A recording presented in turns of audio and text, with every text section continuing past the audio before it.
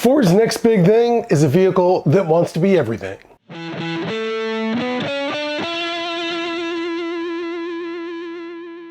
Ford's been working on a next generation, low-cost electric vehicle over the past couple of years, mostly in secret, but now it's revealed at least a little information about the project. It was inspired by the Model T that turned Ford into a major automaker by providing customers with a low-cost vehicle that could do just about everything. Ford used to advertise that as the universal car, and it's calling the new one the universal vehicle. It's based on a modular electric vehicle platform that can accommodate a variety of vehicle sizes and types, from subcompacts to small pickups and even three-row SUVs. A lot of different vehicles are built on the same platforms these days, but what's different about this is the way it's assembled. Ford broke it up into three major sections with the battery tray, seats, and interior consoles in the center, and sub-assemblies for the front and the rear that has the motors, suspension, and wheels. And each one is built on a separate assembly line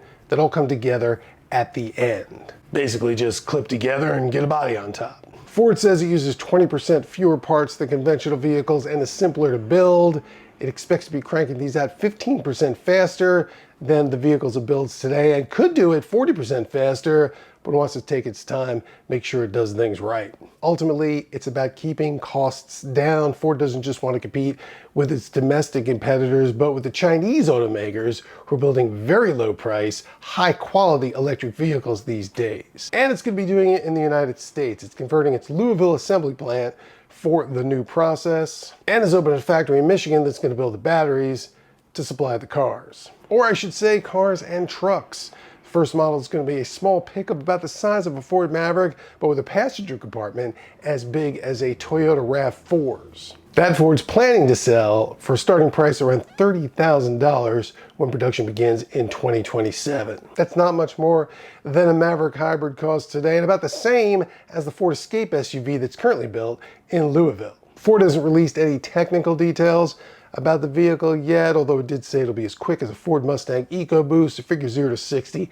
in about 4.5 seconds. Hasn't said how big the battery will be or how long the range will be at that $30,000 price point, but it is being designed to be very efficient, both as far as the motors are concerned and the aerodynamics. So it should be a little sleeker than the Maverick and Ford's other trucks today. In fact, while it hasn't shown any images of the vehicle, it did play a video of employees at the plant getting a look at it and their reactions. But in the background of one of the shots, you can see a vehicle hidden under a sheet.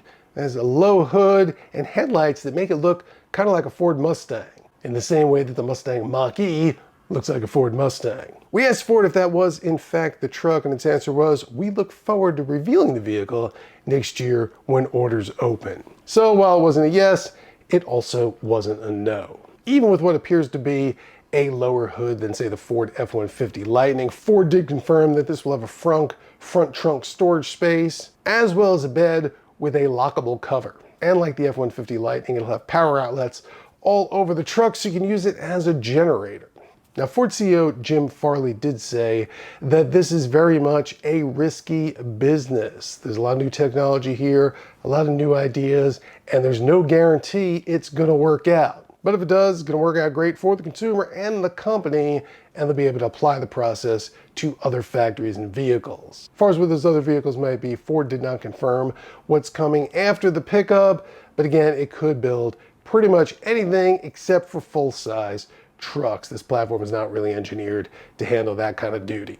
And as far as when we're going to actually get to see this truck, it sounds like it is going to be sometime next year. But if we hear or see anything before then, we will of course let you know as soon as we do. So don't forget to check American Cars and Racing every day for the latest Ford Universal Vehicle news.